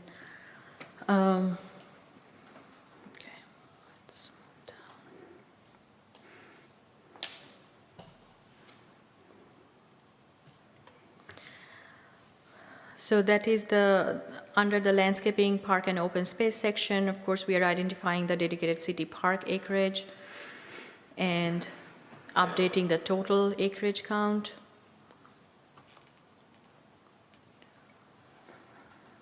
The street cross sections portion is being updated where we are adding these new cross sections that are applicable to the townhome project that is being proposed tonight. Oh, I missed the fence section. Hold on. Let me go back.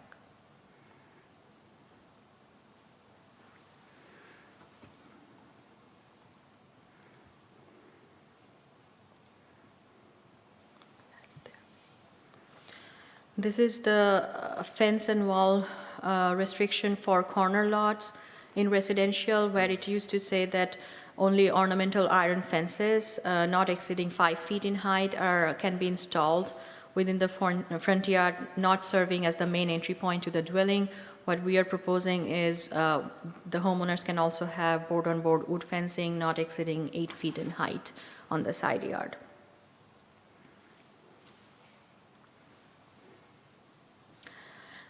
Besides that, the legal description, this is the development phasing that is being amended, because all the aspects that were completed, for example, the amenity center that is being removed, all of these deadlines are being updated based on the permit issuance dates.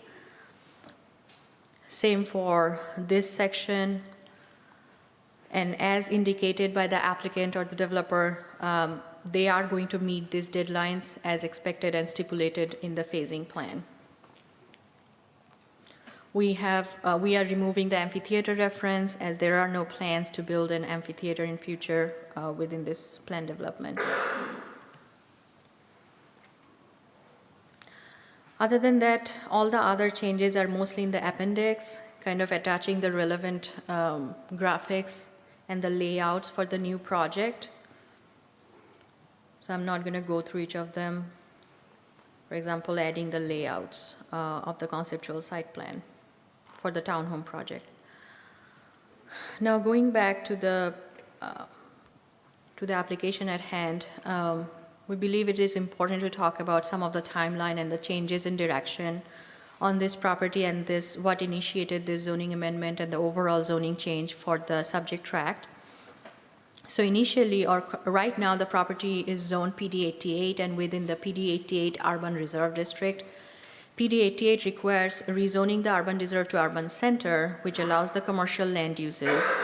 And within urban center, the indoor commercial amusement land use requires approval of a specific use permit to build an amphitheater, and then the helipad would have required another zoning change also. So that is where it stands right now. However, during early 2021, City Council received letters from multiple residents of the Mercer Crossing neighborhood who did not want the amphitheater and the helipad use, probably due to increased traffic, noise, crime, and parking issues that might arise from this land use if it were built.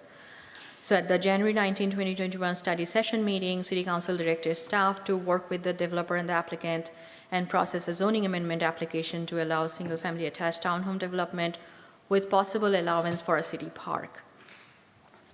With that being said, kind of that why we changed direction from why originally this property was supposed to be developed as an amphitheater with a helipad, and why are we now processing this as a townhome or single-family attached project.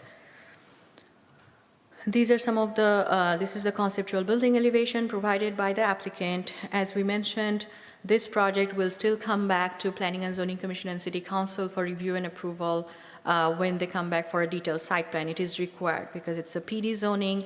Anywhere within the city, if the property is zoned plan development, they're required to go through a site plan process.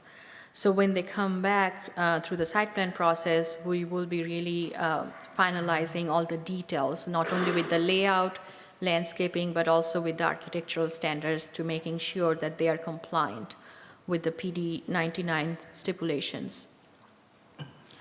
From a comprehensive plan standpoint, we cannot emphasize it enough or say it enough times that the West Side Plan, which was adopted in 2003, designated this area as employment district. However, since 2003, the realities on ground has changed by a lot. The Mercer Crossing community, since the adoption of PD 99, north of Valley View has mostly been residential. It's a residential community, and this property, given the proximity of all the residential neighborhoods, staff is of the opinion that the proposed zoning amendment is compatible with the goals of the Mercer Crossing PD as well as the West Side Plan. We are required to send public notification for any zoning amendment application by state law as well as our zoning ordinance. On January 14th of this year, staff mailed 510 zoning notification letters to the surrounding property owners, including both Carrollton and Farmers Branch ISD. And if you actually look at in your staff report, I have stated that we sent 2 sets of notices. One was an earlier notice because the subject property current now within PD 88, and PD 88 has a higher deadline. It requires 15-day notice. So we send an earlier notice out for property owners within 200 feet of the subject tract of 8.67 acre tract. So that notice went out on January 7th, and this larger notice affecting all of PD 99 property owners went out on January 14th, besides the both ISDs. When we drafted the staff report and it went out, we had not received any written response. However, since then we have received 3 letters in support and 38 letters in opposition of the proposed zoning request. However, it is important to note that out of those 38 letters in opposition, only 8 letters that were received in opposition were within PD 99 notification area. Staff recommends approval of the zoning request, and we'd be happy to answer any question. And the applicant is present here tonight if you have any question. Thank you, Sarupa. Commissioners, any questions for staff? Yes. Pat. That's Ruben. So right now, this 8.67 acres, to build the amphitheater and helipad per the development agreement would require a special use permit. A zoning change and a special use permit. Okay. Yes. And in the townhouses obviously approved this, or we'd have to approve this change to go to a different planning, or different PD. Yes, if the zoning amendment is approved within PD 99, they will be allowed to do the single family attached. So right now, as it sits, it's just whatever PD 88 allows it to, which is mostly what, just single family detached or townhomes, but not as, Actually, this is under urban, as I was referring to. Under PD 88 right now, it is zoned under urban reserve. So PD 88 requires it to be first rezoned to urban center, which allows uses for urban center district. The urban center district has a list of uses that are allowed by right, which I have to go back to the PD 88. It allows business service, personal service, professional office, retail service, retail specialty, retail trade, and studio uses, because these are all commerce uses and also residential uses by right. Besides that, the amphitheater, which was the original plan, actually requires approval of a SUP. So right now, if they were to do the amphitheater, they will have to do a rezone and a SUP, which the applicant had submitted that application in 2020, and that was withdrawn since the new direction was received. but as the land sits by right now, it's commercial uses or limited residential. Some residential uses too. Okay, okay, thank you. Any more questions for staff? Seeing none? I'm sorry, Bonnie. So you were saying that in order to do the personal services and limited residential, that you would have to change it to urban center, or is that as it sits as urban reserve? So is No. there anything? So the way PD 88 was written is right now it is urban reserve. So the reserve districts were envisioned as, okay, we are kind of holding on to this land, and then as time progresses, it's going to be rezoned to either urban center or some other designation that then stipulates the each individual land use. So for this particular area, they were required to be rezoned to urban center, and urban center allows for commerce and residential uses by right. Commerce uses were the ones that I was identifying as those business service, professional services, and all those things. However, the amphitheater use was required to go through an SUP on top of. Right, and I think I understood that, but my question is, as an urban reserve, is there anything allowed by right without changing it to an urban center? Like, is there, as it sits right now, without making any changes, what is allowed by right? Nothing, it's just intended to be rezoned at a certain point. Yes, So it yes. has to sit vacant as it sits as Yes, an urban because reserve. Okay. I believe the plan was when they come in with the urban center, they will come in with the conceptual plan where we get to see more details as to what the applicant is proposing, besides blanket rezoning it to allow certain uses. Thank you. Commissioners, any more questions for staff? All right, I think we probably have some questions for the developer.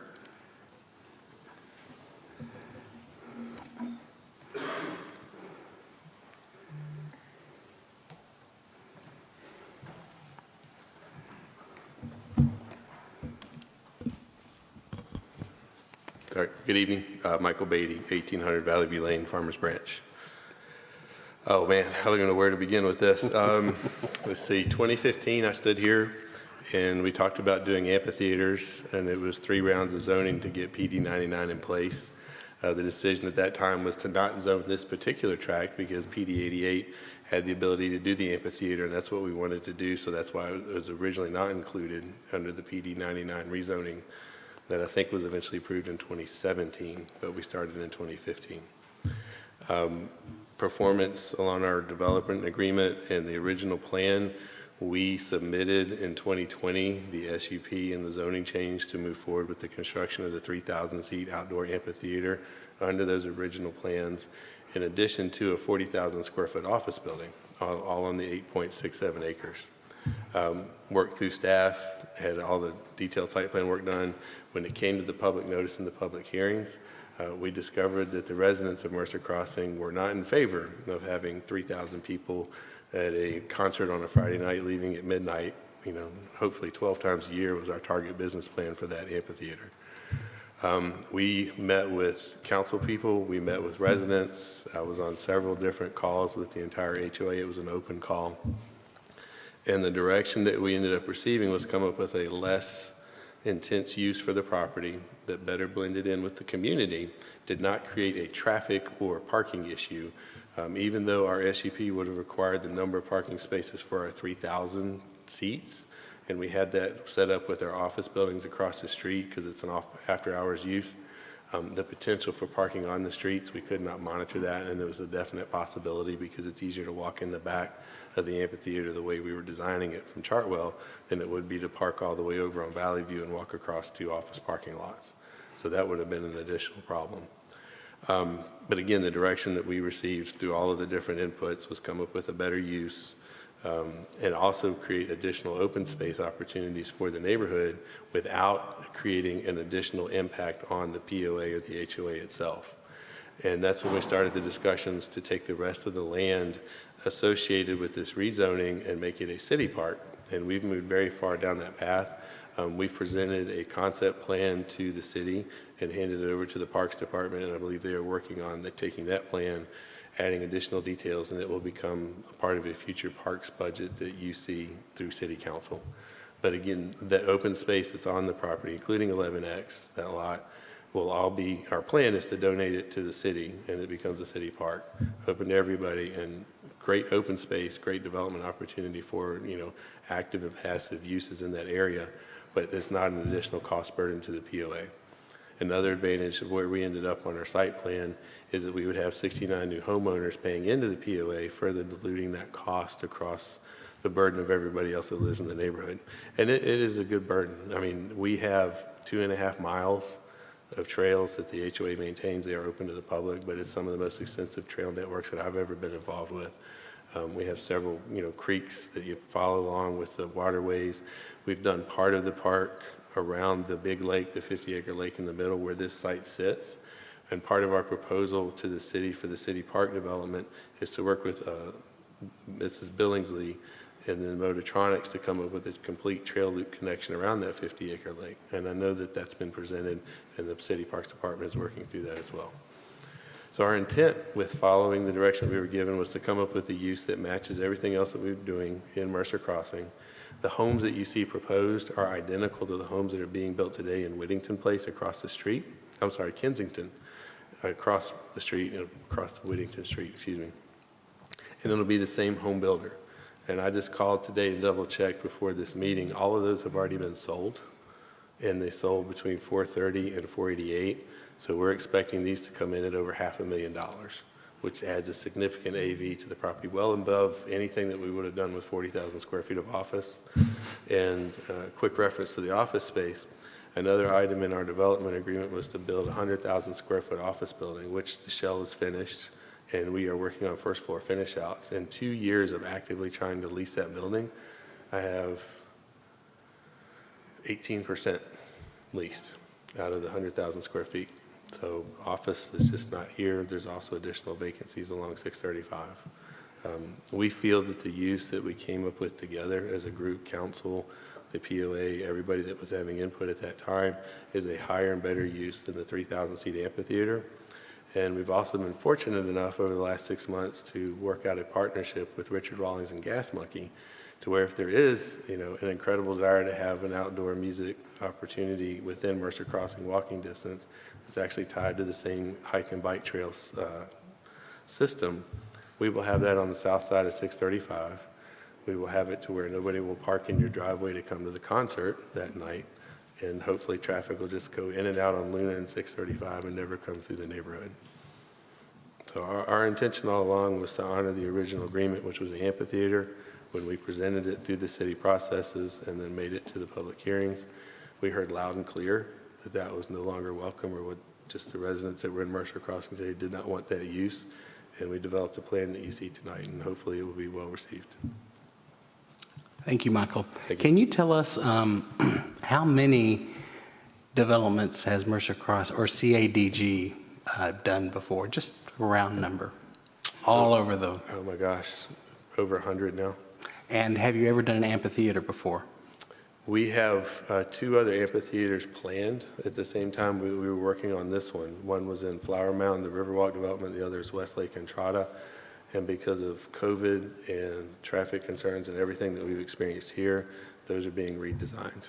It'll be more of a enclosed space, kind of like it's called the Hub in 30A down in Seaside, something like that. But even the Statler Ballroom, which is fully enclosed, has suffered greatly through COVID. It's just not there anymore, you know. So you've never built an amphitheater before? You've planned 2 or 3, but you haven't built one or operated one Yes, yet? of this scale, no. That's correct. Okay, super. I think I'm going to do a roll call just because that'll help us with time. So we'll start with Amber. Do you have any questions for the applicant? No. Pat? Yeah, hi, Mr. Beatty, just a couple questions. These townhomes, average square foot, floor plan? I think they're livable? 2,600. Okay. And I think it looks like, I'm trying to look at my plan, but it looks like there's an existing sidewalk on Whittington, but is that a sidewalk that's going to be installed on Chartwell Place? Yes. And all the that'll be the sidewalks. access to the public park, I Yes. suppose? Great, that's all I have. Commissioner Brittle? No questions. Vice Chair Zavala? Mr. Beatty, thanks again for your continued commitment to the city of Farmers Branch. I know in my time here, I've seen you here quite a bit, so I think the fact that you guys were willing to go back to the drawing board on this shows a lot in terms of what you guys are willing to do in terms of turning in a good end product for the community. The only question I had, and the reason I ask is because of the attendance we have here. Did you, you stated earlier that you guys had had meetings with staff and with residents. Once you guys came up with the concept plan that you presented here today, did you guys ever have another public engagement in the town hall or a discussion with the residents post-concept? I believe through Essex Management, who runs or manages the HOA, that they were posting the documents as we went through the site plan process. I would have to double check with them. I just remember we had several different, open calls where we were going through all the different questions. So you guys are very open through the process? I believe so. If I've failed, specifically on an outreach in one path, then I apologize, but we've worked, especially with Councilwoman Rotana, to try to come up with a use that fits what we were receiving at that time as a direction from the residents in Mercer. Okay, that's all I have. Commissioner Petraza? I have a quick question. Maybe you can answer it, but the HOA, which you mentioned is being managed by Essex, can you tell me, are they serving as officers for the HOA, or at what level has the HOA been passed off to the residents? We have added members to the board per the requests, and they now have my understanding is that they have full review of the finances, and that the next round of contracts that will be lit for the maintenance, that they will be overseeing and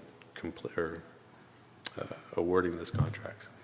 And when did that start, adding in the residents? Well, that was part of the discussions, part of those big phone calls that we had, probably 8 months ago total. It took the lawyers a little while to get everything papered up correctly. Okay, thank you. Commissioner Neal? No? Commissioner Miller?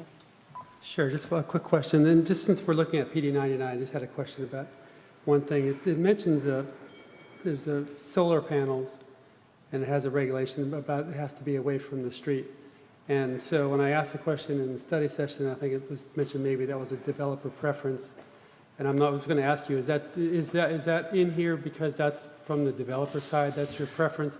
And then why wouldn't you just regulate that in the HOA? Why at the city level would we want to have that regulation? I believe it goes back to the design guidelines that we put together with Andy Gillies. I mean, that was 5 or 6 years ago now. I do remember something about solar panels there, and the reason that we left it at a city level for enforcement, kind of like we were cleaning up the fences, is that sometimes if there's a discrepancy between HOA and city, the city has a bigger stick. You control the building permits, you control certificate of occupancy, the HOA can issue $25 fines. So that's why we keep that on the city side. And is it not on the street frontage just simply because of how they look? People, I mean, it's Yes. essentially, you'd rather see the shingles than the solar panels. The entire community was developed around what we call Texas Tudor, and that is a specific facade that you see from the street, you know, bringing in Old English, different components like that. Okay, all right, thank you. Yes, sir. Commissioners, any more questions for the applicant? All right, thank you, Michael. Thank you. This is a public hearing. I would like to remind you that each speaker will have 3 minutes. We do have a timer. When you hear the buzzer, I would request that you wind up and sit down. When you come to the dais, please state your name and address for the record. And we'll start with, forgive me if I mispronounce the name, Kanika Mahshawani? How did I do? Nope.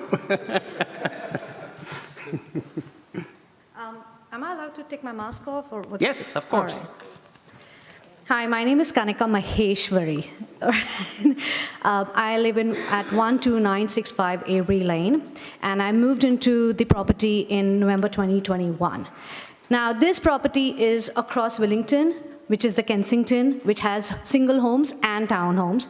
When we bought the property, we were told that there would be an amphitheater, no mention of townhomes, an open amenity for us. There, we're looking at 8-point-some acres and a lake view. Now, with townhome coming in, what I see is that is being taken away from us. We were not informed when we bought the property or when we were handed over the property in November 2021. When I look at your zoning, I see that you are moving 88 point few acres again to a residential area. Where is my area for amenities? Where am I getting more amenities that I was looking forward to when I bought this property? You know, I moved from Plano, which has quite a few recreational centers, a few parks, when I'm looking at a number of libraries. When I come to Farmers Branch, there's one recreational park, one library, and there aren't many amenities. So where do I take my children to the park? I do understand that you're planning to build a park there, but that would not have access to me. I will have to go around and go towards the other side, and you're overburdening whatever already exists. So I feel that I'm against the zoning change, and I would like to go ahead with what was before, because that was not done with us. It was done by the people who have been living here since 2019, and not by the new people who are coming in.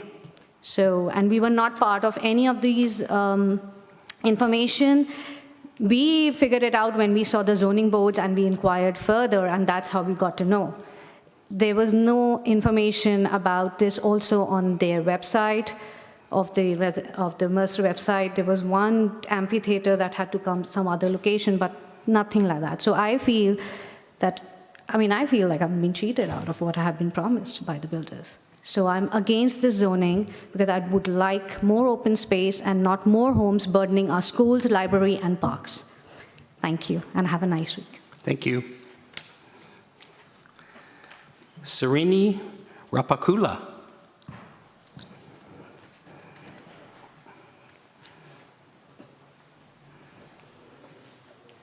Hi, good evening, guys. This is Srini Rupakula. I live on 12973 Wimbledon Way. And Kanika stole the thunder. Whatever I wanted to speak, she already spoke. But in general, when we signed up with the builder, the assumption was there are going to be more facilities. And now adding of 60 more or 70 more townhomes. Currently, we have one gym which has like 2 or 3 treadmills. That's not enough for the new residents coming into Kensington Palace. Forget about the new townhomes. We have to walk all the way to the other side for such a small gym or recreation facility. You're going to add more townhomes, and there is no additional recreational facilities, right? They're talking about a park, but park is not, it's an open space. HOA has to develop the park. There is HOA land that has to be developed at some point or the other. So we have a strong objection. Amphitheater, the reason I bought it was I wanted a nice urban look. We had a mixed use, we have restaurants. We saw how Mercer Crossing is going to, remodernize their brand. I really like the concept. Now you're going to take away one by one, take away the amphitheater, take away something else. I don't know what is going to come up. And we were never involved in any discussions from Kensington Place with anyone. Again, we just went for a walk and we saw the zoning change, and somebody had the patience to take a picture and then say, okay, what is this? That's how all the discussions started over the last week or so. So I'm speaking on behalf of at least 20 people who have moved in to Kensington. There are a lot more to move in. With 20 itself, we don't have enough amenities there. Now just imagine when this place gets filled up. That's not addressed. Now we are talking about more people, coming in and sharing the facilities. It's going to be a big challenge. So Thank you, sir. I oppose it. Thank you. Thanks. Riak Desai.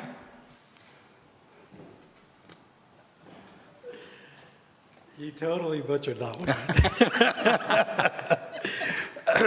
I go by Rink.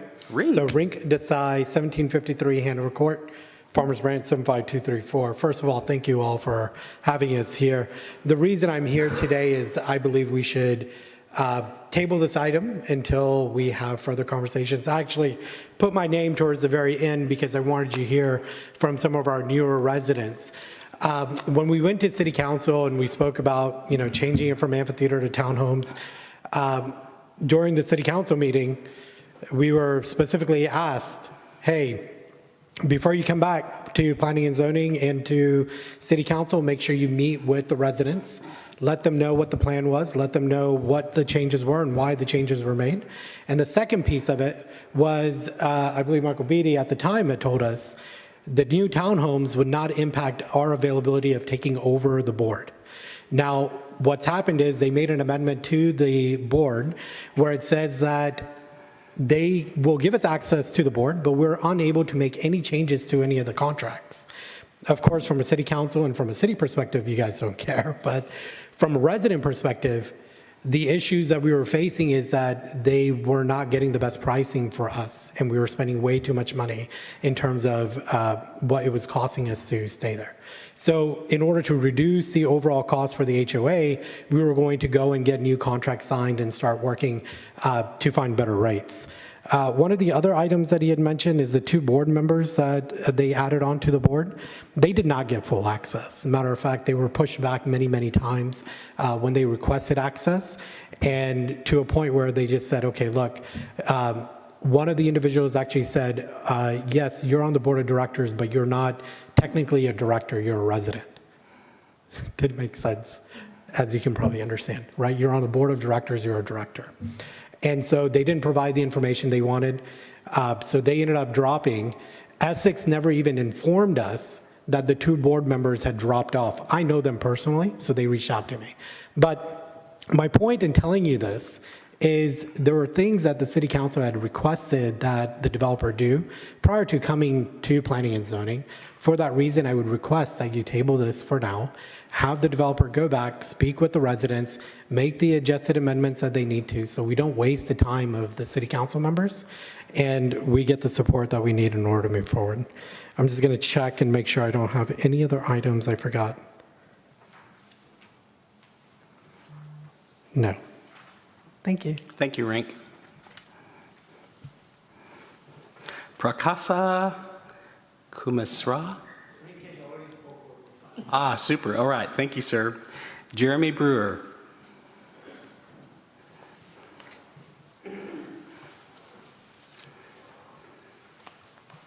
Hi, my name is Jeremy Brewer. I live at 1666 Coventry Court over in Mercer Crossing. Actually, we bought the second house that was built there. We've been there since 2018 and been in Farmers Branch since 2004. So love the city, appreciate your service.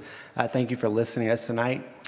Based on what we've seen and heard, my wife and I and our kids appreciate the effort to put green space in that spot. When we moved in, we were looking forward to having the parks that we have there, the hiking trails. So we do appreciate the move to put in green space and a city park. We love what the city does with the parks. The thing that we were here to kind of be against is the density of the townhomes. 69 new homes in that space seemed like a lot. I think originally it was zoned with some residential use, could be single-family homes. We'd love that piece of it. But really for us would be more green space, less density of homes. We just wanted to share our opinion. Obviously, there's a lot of different opinions here. But as a resident of Farmers Branch for a long time, we actually live in the second house that was built in Mercer Crossing. That's just kind of where we're coming from. Appreciate the green space and would like a little less density, maybe a compromise on that, or just single-family homes in there. So thank you for the time. Thank you, Jeremy. Chris Brewer.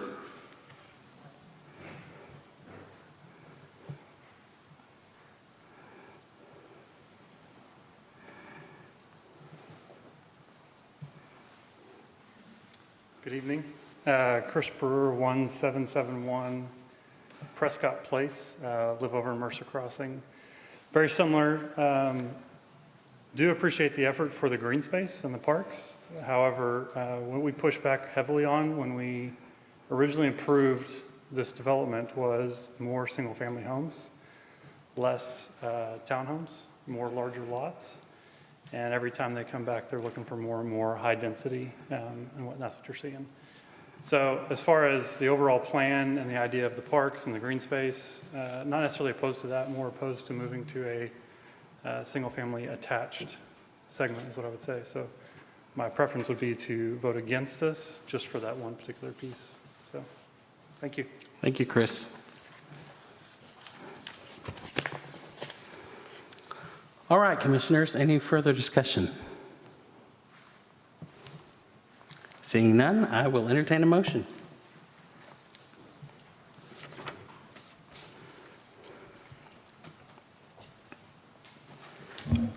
I'm sorry, I did want to open up the discussion. I always do this. No problem.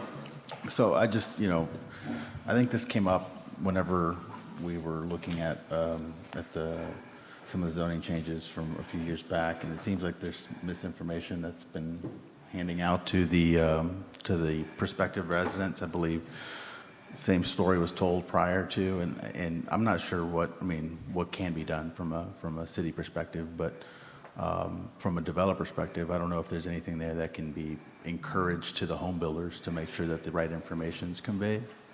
I believe you guys have committed to doing that before, and you might not be able to control that. I understand that, but misinformation is, to some of the point that some of the residents brought up, is a problem.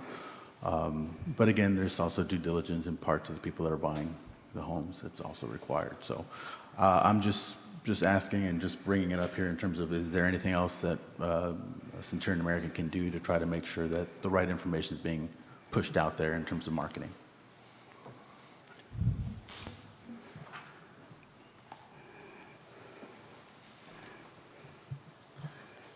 Yes, sir. At our last meeting when that came up, we specifically went to each of the builders. We gave them updated marketing packages that were prepared by CA's marketing department. Other than physically going to each model home and making sure they swapped it out, which I guess would be the next step. That's the only thing I can think of that we can add to the process. We did understand that was a problem, and we took that action at that time. And also, I'm scheduled a call with the Essex tomorrow. Okay, that's the first I've heard of that. It's very upsetting to me. That's not what we talked about before, and that's not what I talked about with them. So that's going to be addressed tomorrow, and I apologize to the two board members as well. Thank you.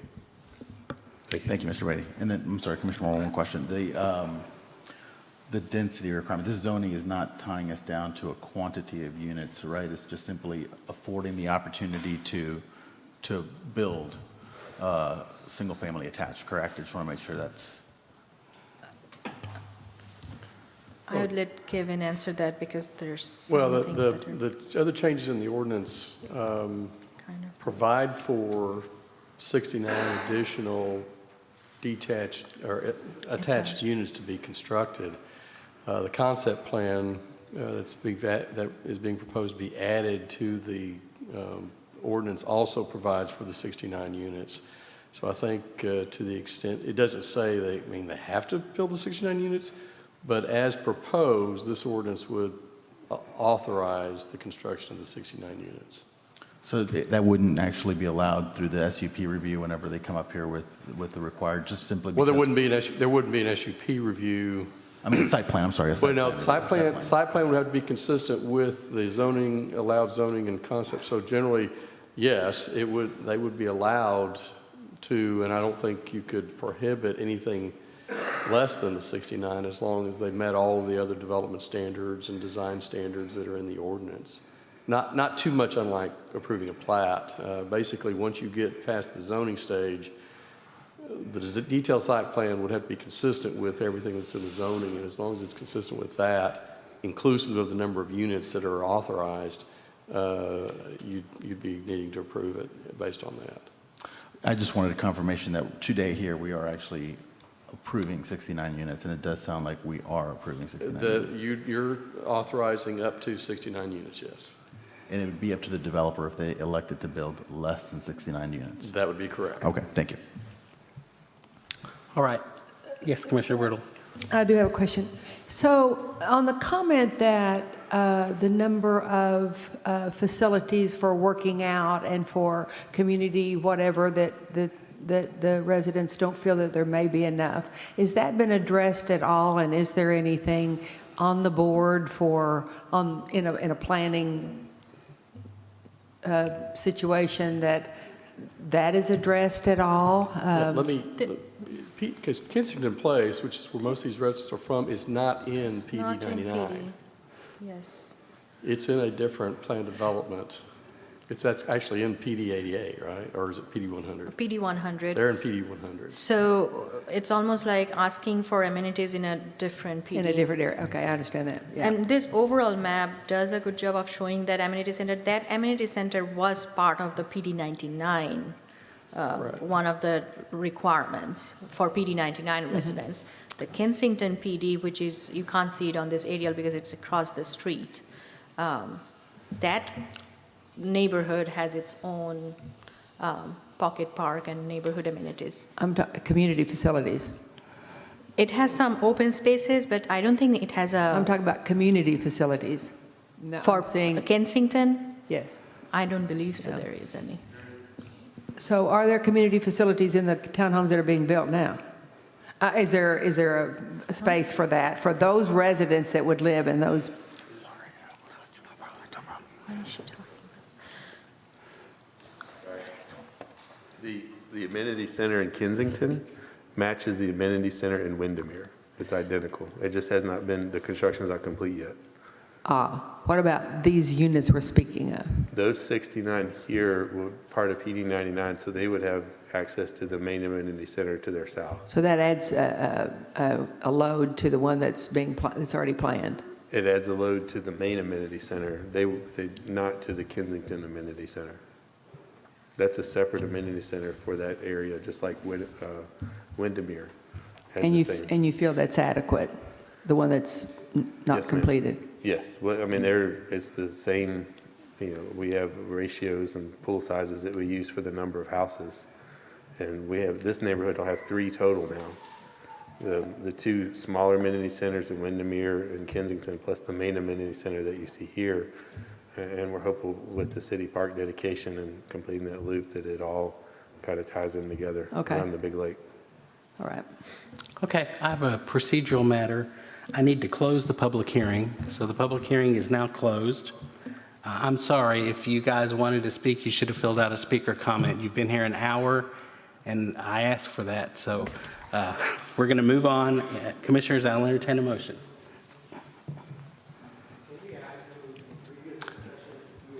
Sorry, I've closed the public hearing. Commissioners, I'll entertain a motion. Chairman Moore, I'd like to make a motion. I'd like to make a motion that we approve the rezoning request as described here. in the agenda today. I have a motion from Vice Chair Zavala to recommend approval of the zoning request and associated conceptual site plan. Do I have a second? Second. Second from Commissioner Bertle. All in favor? We have 5 in favor. Opposed? 1 opposed. Thank you. All right, that takes us on to item D2, conduct a public hearing and consider the request to amend Plan Development District Number 100, PD 100 zoning district, approximately 54.5 acres located generally on the south side of Valley View Lane between Chartwell Crest and Hutton Drive and north of Whittington Place, including but not limited to amending Article 6, landscaping and park open space standards as it relates to fence requirements on corner lots within PD 100 and take appropriate action. Thank you, Chairman Moore. Sarupa, one thing before we get into this one, can we let the group know when this goes before City Council? When the D1? Yes, it is right now scheduled for today's February 15th. All right. Council meeting. If everyone could listen, please. This is going to City Council February 15th. And so if you would like to come back and speak at the City Council session, you are welcome to do that. Thank you. Go ahead, Sarupa. Thank you, Chairman Moore. So this is the PD 100 or the Kensington PD area shown on the aerial map, just north of the last site we looked at, across Whittington Place. The amendment in front of you is just affecting the landscaping section of the PD for the fence or wall requirement for residential corner lots. We are proposing to allow board-on-board wood fence besides the ornamental iron fence, which is allowed right now, not to exceed 8 feet in height, and it can be installed within the front yard, not serving as the main entry point to the dwelling, that is the side yard along the street. We talked about a little bit of background that there are some homeowners who can benefit from this amendment who right now have solid board-on-board wood fences on their corner lot. Also, there are about 23 corner lots that do not have a building permit pulled yet. So those homeowners in future can benefit from this amendment if approved by the Commission and Council. From a comprehensive plan standpoint, again, this is within employment district under the West Side Plan. The PD 100 ordinance was adopted in December of 2017. It's primarily a residential or single-family uses are allowed, so it's a residential PD. And the proposed amendment, as discussed before, will benefit the single-family homeowners on corner lots. We sent 40 zoning notification letters on January 14th on all the homeowners within PD 100 as well as this, within 200 feet of the proposed PD or the PD zoned land and to the 2 ISDs.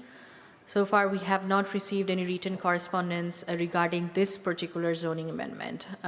As I was trying to clarify that there were several zoning notification responses received. Some of them were from this neighborhood, and they opposed the previous zoning case, but no one had any comment on PD 100 amendment. The staff recommends approval of the zoning request, and if you have any question, I'll be happy to answer. Thank you, Sarupa. Commissioners, any questions for staff? Seeing none, I will now open a public hearing. If you would like to speak on this topic, please fill out a registration form, come forward to the dais and state your name and address for the record. Seeing we have no speakers, I will now close the public hearing. Commissioners, I will entertain a motion. I move to approve the zoning request. I have a motion from Commissioner Petraza to approve the zoning request. I second. Second from Pat Byrne. All in favor? It is unanimous. This goes to council. On the same February 15th. Also February 15th. Super. With that, we have completed our agenda. So I will adjourn this Planning and Zoning Commission meeting at 8:03 p.m.